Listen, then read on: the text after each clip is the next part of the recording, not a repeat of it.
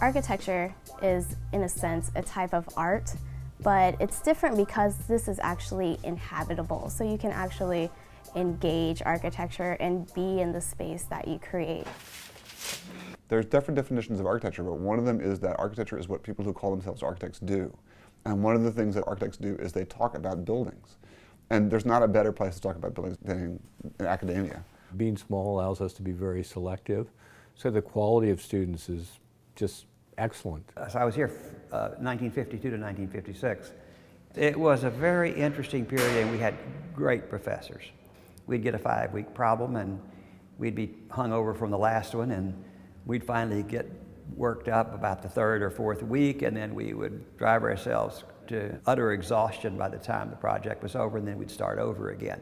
The curriculum we have now hasn't really changed very much from whenever it first developed. So we're actually following a kind of design process that was practiced so many years ago, and it still continues here at UT. When you start talking about issues of sustainability and things of that nature, and you can sort of just use the catchphrases of the day if you want, but we sort of hold you accountable for that. We want you to understand that it has to be deeper than that. And issues that are sort of mounting on a daily basis, we expect you to be able to solve them. I'm fortunate that I teach design studios. The most exciting part of being here and teaching is really the student and getting to know the student. When you're in school, you're lucky if you get 1 or 2 or even 3 professors that have an impact, and here we were fortunate. There were a number of people coming from around the world, plus a number of people from here in Texas. And I think the mix of people who had an international perspective and a local perspective was quite crucial here.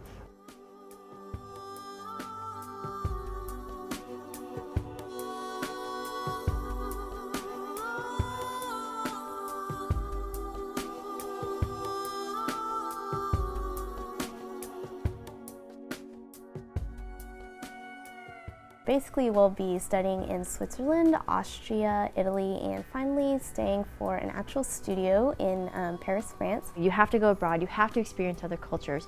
You can't just grow up in a suburb and then come to college here and stay in the studio and expect to go out and be able to respond to the needs of the world. It's quite easy to get caught into an everyday pattern and get used to one urban environment or one regional or climatic environment. Travel abroad opens different horizons in terms of exposure, just in terms of experiencing different cultures and such, as well as being exposed to different types of buildings, different types of building techniques. I can solve problems more creatively, locally, if I'm exposed to a more global knowledge. So we were always spending our time in the studio, and we had to learned a lot from each other. When you spend day and night in a design studio, you tend to make very close relationships with people, and there are friendships that I have still to this day. Knowing that, okay, the person across the room, I can just go ask them randomly about my project, and they will give me a different viewpoint, and then someone else over there. I love it. We're always feeding off of each other. Everyone is really trying to do their best, and in trying to be their best, they're looking over their shoulder at everyone else. But we're also very collaborative. We do work together to help each other and share ideas and share drawing techniques, modeling techniques, how to work with different software. All your ideas that are out on paper kind of come together and come into a 3D thing.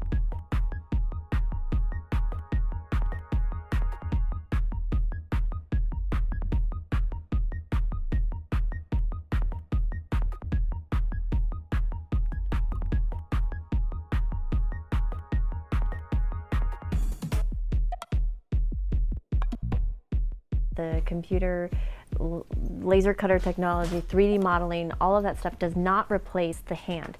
Between analog representation techniques and digital techniques, we're interested in using both tools. You learn with the computer, you learn with your hand, and so both of them are really necessary components to being a designer. If you want to draw, if you want to weld, if you want to use wood, if you want to use the computer, whatever it takes. I was told here early on, just do what you know how to do. The school embraces and celebrates kind of a balance between the theoretical understanding of architecture and then also practical considerations. Some people will move towards creating really beautiful spaces that push the boundaries of what we define architecture as, and others will be more about charity and giving back and public housing or urban studies, for instance. So, and really the two can, I mean, I guess the best architects do both at the same time, you know, make compelling buildings that are beautiful and progressive while addressing an important need in our society, but not only for wealthy clients, but for people who really actually need shelter. The School of Architecture is truly a magical place. We're engaged in some of the most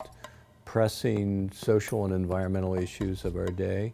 Students that come through the School of Architecture leave with the set of intellectual capacities and skills to tackle almost anything.